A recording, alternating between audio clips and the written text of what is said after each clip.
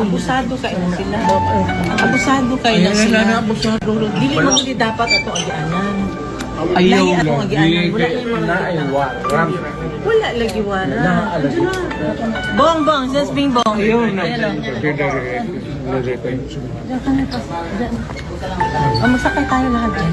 Ayaw ka magsama kayo dito ay magkarga niya. Lakaw na ayaw ay nagkakon ng bata. Ayaw sa Ha? Tingin si Betty. Ano na kayo doon? Oo. nahuwara bata. Ayaw lagi kayo. Asa si Bing Bong? Bong! Bong! Bong, halika Bong, tinan mo. Abusado kayo na sila. Abusado. Dili mo hindi dapat ato agianan. Ayaw Lahi atong agianan. Wala Wala lagi wala. Bong, just Bing Bong. Ayaw na. Magsakay tayo lahat dyan. Ayaw ka magsama kayo dito ay magkarga niya.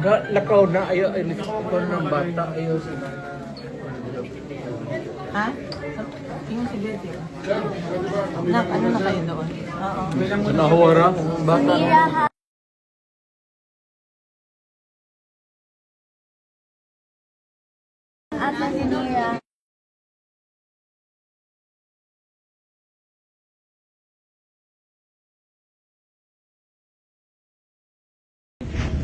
I-warrant of arrest. So, you will just have to kill me. Kung hindi ako papayag, kung kakampi ka dyan sa mga puti. We're just going through the process. Kaya nga. Kung hinahabol ng mga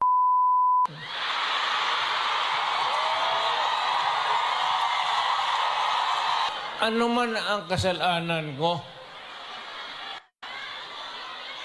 na ginawa ko man ang lahat sa panahon ko para may konting katahimikan at mapayapa ang buhay ng Pilipino.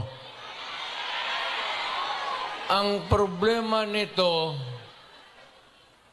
ewan ko kung ang tingin ng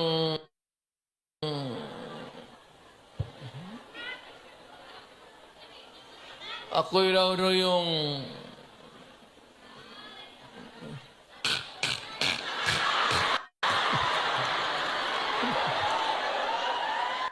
wala pang balita na malinaw na may warrant of arrest. Kaya itong mga chismis o sabi natin bali-balita, until now, unconfirmed.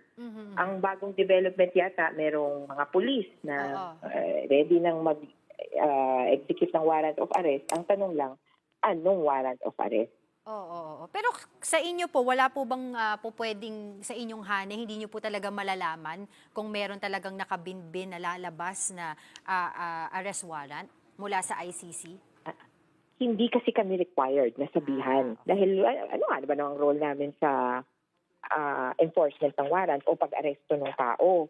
Mas ang involved talaga dyan, dapat yung police o kaya yung gobyerno na may hawak doon sa police. Ang posibleng sabay-sabay nating malalaman yan kapag in-announce ng prosecutor ng ICC na meron nang warrant of arrest. Pero kanina, di ba, Angela, medyo ano ko yun na mas okay na hindi na lang i-announce, arestado na kaagad, kaysa sa salita pa, action na kaagad. Banggit sa kanila, nagsabi sa kanila, posibleng meron ding parang nagtatakutan lang, kumbaga na, uy, warrant na daw, uy, talaga. Hindi ko masabing, kumbaga, A1 yung information dahil kung si PRRD ang tatanungin, hindi naman siya ayaw naman yung mag-ooperate sa ICC. O bakit ngayon may contact siya? Ayon sa proseso, makikita na lang yung warrant niya, yung warrant of arrest, kung sinuserve na sa kanya o pinapakita na, o alika na, hulihin ka na.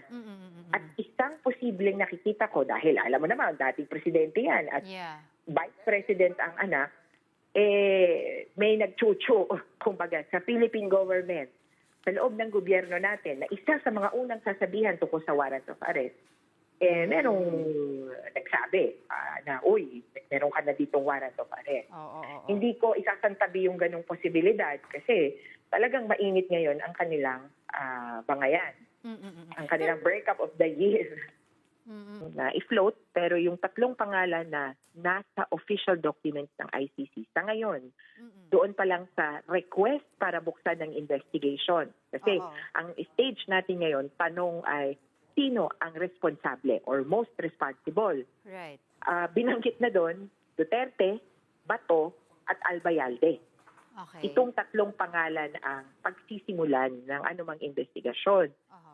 Later on, nakarinig tayo na merong mga iba pang sinasama, sina Romeo Caramat, Eleazar Mata, at si Edelberto Leonardo. Ito ay mga pulis na nandun sa mga partikular na posisyon sa Napolcom. Oo. Tapos, yung dalawa ay posibleng in charge sa mga patayan sa Metro Manila at saka sa Bulacan. Ito yung mga one-time, big-time operation. Right. So, sa ganong pag-float ng mga pangalan, again, unofficial, Yeah. madadama mo na talagang kumikilos yung ICC. Ang tanong lang, kailan nila makukumpleto itong mga pangalan? Oo. Yung